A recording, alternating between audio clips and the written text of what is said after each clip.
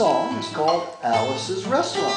And it's about Alice and the restaurant, but Alice's Restaurant is not the name of the restaurant, that's just the name of the song. And that's why I called it Alice's Restaurant. You can get... Let's start from the top. I got a finger brain cramp. I did it 12 times. I mean, listen, greatness is rarely born in a moment. This is freaking hard, okay? And come on. Okay, let's do it. Try it again. I ran through it like 7 times before you got here. Okay, you ready? This song is called Alice's Restaurant. And it's about Alice and the restaurant. But Alice's Restaurant is not the name of the restaurant. That's just the name of the song. And that's why I called the song Alice's Restaurant.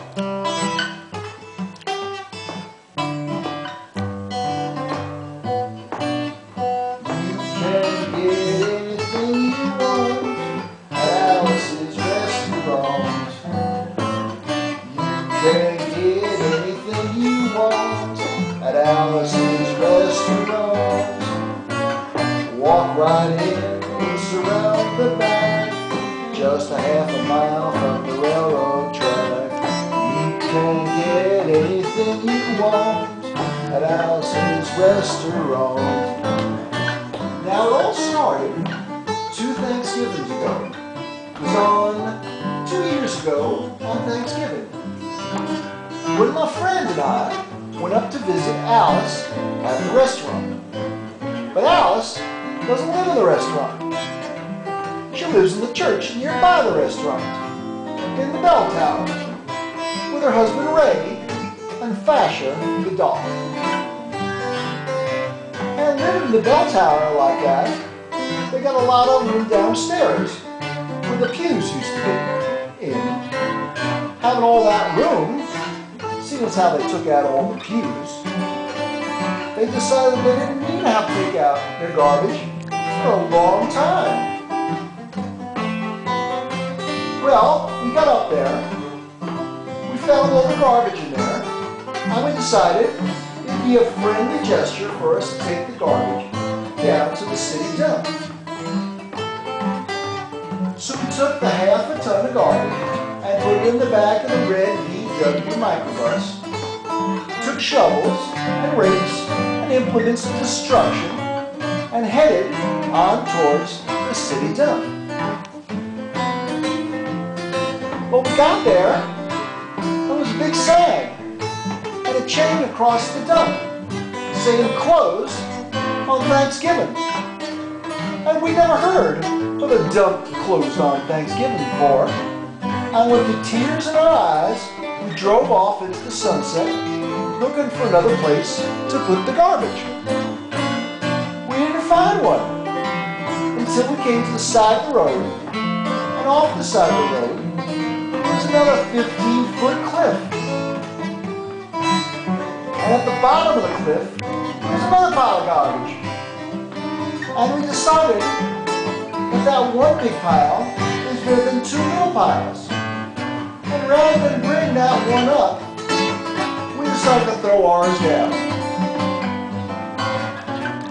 That's what we did, and we drove back to the church, had a Thanksgiving dinner that couldn't be eaten, went to sleep, and didn't get up until the next morning.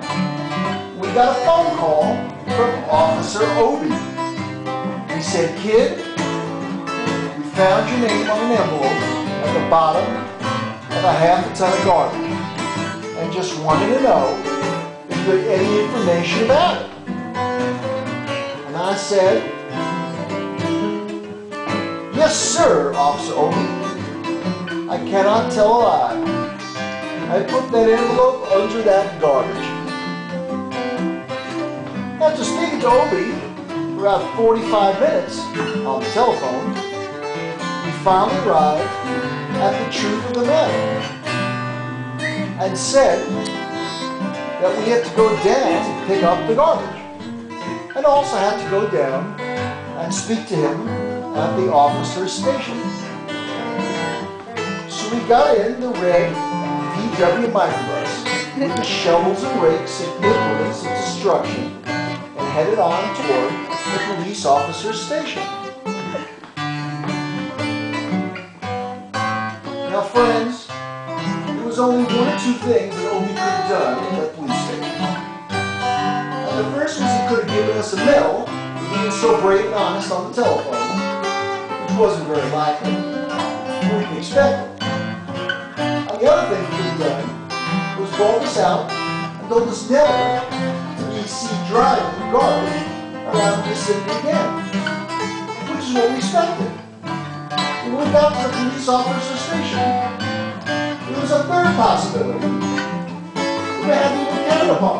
And he was both immediately arrested, handcuffed. And I said, Obie, I don't think I can pick up the garbage with these handcuffs on. He said, shut up, kid. Get in the back of the patrol car. And that's what we did. Sat in the back of the patrol car and drove to the, quote, scene of the crime, unquote. I want to tell you about the town of Stockbridge, Massachusetts, where this happened here. They got 3 stop signs, 2 police officers, and 1 police car. And when we got to the scene of the crime, there were 5 police officers and 3 police cars, being the biggest crime of the last 50 years. And everybody wanted to get the newspaper story about it. And they was using all kinds of cop equipment that they were hanging around the police officer's station. They was taking plaster tire tracks, footprints, dog smelling prints, and arrows and a paragraph on the back of each one explaining that was one that was to be used as evidence against us. Took pictures of the approach, the getaway, the northwest corner, the southwest corner, and that's not to mention the aerial photography. After the ordeal, we went back to the jail. Obie said he was going to put us in the cell. He said, kid, I'm going to put you in the cell. I want your wallet and your belt.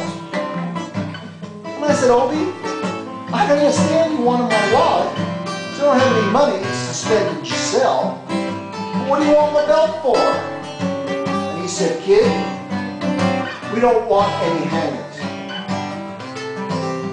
I said, Obie, you think I was going to hang myself for littering? Obie said he was making sure, and friends Obie was, because he took out the toilet seats and would hit himself over the head and drown. And he took out the toilet paper, so he couldn't bend the bars, roll out the toilet roll, throw paper out the window, slide down the roll, and have an escape. Obie was making sure. It was about 4 or 5 hours later that Alice, remember Alice, there's a song about Alice. Alice came by and with a few nasty words to Obie on the side, bailed us out of jail, and we went back to the church, had another Thanksgiving dinner that couldn't be beat. And didn't get up until the next morning, when we all had to go down to court.